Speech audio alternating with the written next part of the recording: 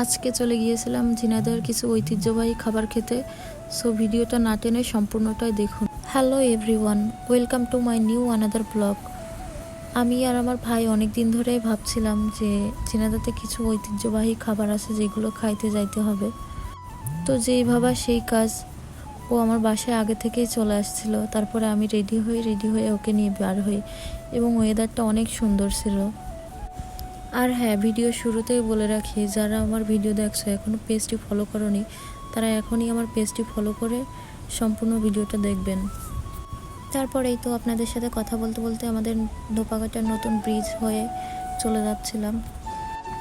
আর আমরা যে ইজি বাইকটিতে উঠেছিলাম, ইজি বাইকটা এত ঝড়ের গতিতে যাচ্ছিল যে আমাদের চুল উড়ে একদম শেষ হয়ে যাচ্ছিল। তারপরে আমরা আমাদের ঝিনাইদহ বাস টার্মিনাল হয়ে চলে যাচ্ছিলাম। এখানে আমাদের পুরো 64 জেলার বাস পাওয়া যায়।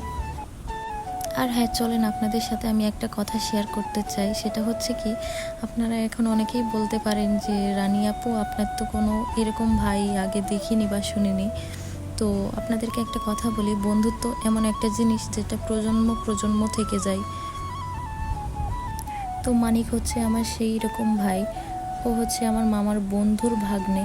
তো আমাদের ছোটোবেলাতেই একসাথে মিট হয়েছিল। ও তখন অনেক ছোট ছিল। তো ছোটোতেই আমাদের অনেক ভালো বন্ধুত্ব ছিল।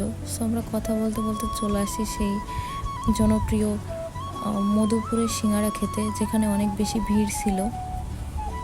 ভিড়ের কারণে আমরা আর বসার জায়গা না পেয়ে বাইরে বসি।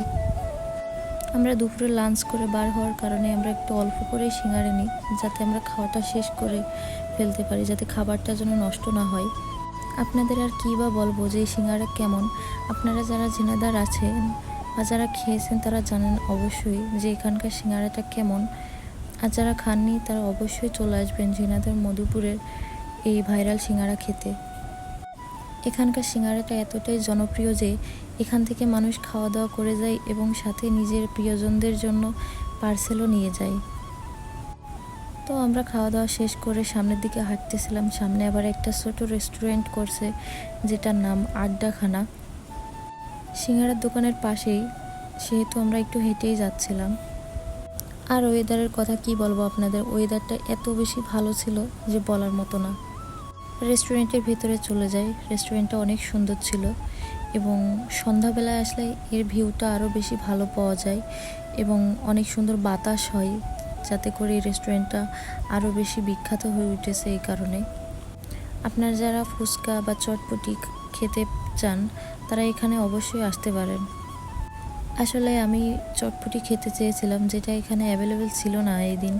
সো যার কারণে না খাওয়া দাওয়া করেই আমরা ওখান থেকে পার হই। তারপরে একটা ভ্যান নিয়ে নিই। আর আমি আর আমার ভাই, আমরা ছোটোবেলাতে ঘুরতাম একসাথে, খেলাধুলা করতাম, সেই কথাগুলোই আমরা শেয়ার করতেছিলাম। তারপরে আপনাদের আবারও সেই কথাতেই চলে যায়। তো আমাদের কখনো বোঝাই যায়নি যে আমাদের সম্পর্কটা এত দূরত্বের, কখনো বোঝা যায়নি। আমাদের আসলে মাঝখানে ওইভাবে দেখা হইতো না। ও পড়াশোনাতে ব্যস্ত হয়ে পড়ছিল, আমরাও পড়াশোনাতে ব্যস্ত হয়ে পড়ছিলাম, যার কারণে আমাদের দেখা সাক্ষাৎ হতো না ওইভাবে। তারপর আমার ভাইয়ের এক্সাম ছিল, যার কারণে ওর ফ্রেন্ডের সাথে একটু টেক্সট করতেছিল। তো এখানে চলে আসি নতুন ব্রিজে, ওখান থেকে ডিরেক্ট আমার বান্ধবীকে এখান থেকে রিসিভ করার জন্য। আর এই ব্রিজের ভিউটা এত সুন্দর ছিল যে আমি এখান থেকে সুন্দর সুন্দর কিছু ছবি তুলছিলাম এবং কিছু ভিডিও করতেছিলাম। তো এখানে দেখি আমার ভাই আবার কথা বলতেছে, যার কারণে আমি ওর একটু ফুটেজ কালেক্ট করি।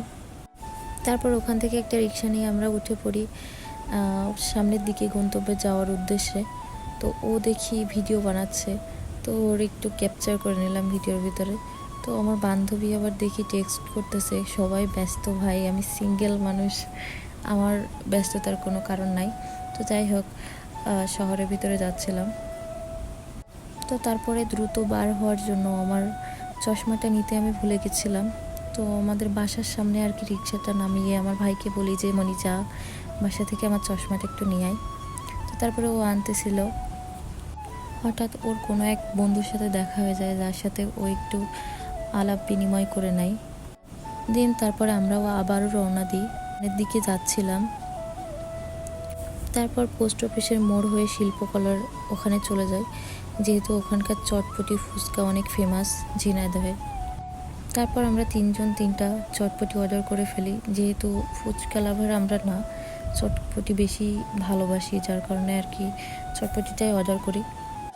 তারপর বসে অপেক্ষা করছিলাম কখন চটপটি আসবে। কথা বলতে বলতে তাড়াতাড়ি চটপটিটা চলে আসে। ইভেন আমি আপনাদের সাথে একটা মজার কথা শেয়ার করি, সেটা হচ্ছে চটপটির সাথে পাঁপড়টা না দিলে আমার কেন জানি ভাল লাগে না। তারপরে ওখান থেকে খাওয়া দাওয়া শেষ করে আমরা আর কি রিক্সা নিয়ে সোজা সামনের দিকে যাচ্ছিলাম। আর আমাদের দুই ভাই বোনের ভেতরে অনেক দিন পর দেখা হয়েছে, যার কারণে আমরা অনেক বেশি গল্প করছিলাম। আর এটা হচ্ছে আমাদের ঝিনাইদহের পায়রা চত্বর। সেদিন ঝিনাইদহের পায়রা চত্বরে মেবি কোনো একটা প্রোগ্রাম হচ্ছিল। আর হ্যাঁ, আমাদের ঝিনাইদহটা ছোটো হলেও আমার কাছে কেন জানি খুব বেশি ভালো লাগে, অনেক পরিষ্কার, আমাদের শহরটা অনেক সুন্দর। তারপর একটা মামার কাছ থেকে একটা কোল্ড ড্রিঙ্কস অর্ডার করি, যেটা অনেক বেশি ভালো ছিল, পুদিনা পাতার ফ্লেভার দেওয়া ছিল। এবার চলে আসি সেই ফেমাস পানিপুরি খেতে, যেটা অনেক বেশি ভাইরাল। আমার ভাই আসলে জানতো না যে কোন টকটা কিভাবে খেতে হয়, তো ওকে আমি বলে দিচ্ছিলাম এইভাবে খা। এরকম ঝিনাইদহতে আমাদের আরও কিছু কিছু ফেমাস খাবার আছে, যেগুলো আমি আপনাদের সাথে পরবর্তীতে শেয়ার করব। ব্লগটা এই পর্যন্তই। পরবর্তী ব্লগের জন্য পেজটি ফলো দিয়ে সাথেই থাকুন। যারা টিকটক থেকে দেখছেন টিকটক আইডিটা ফলো করে দিবেন, এবং যারা ইউটিউব থেকে দেখছেন ইউটিউব চ্যানেলটা সাবস্ক্রাইব করে দিবেন।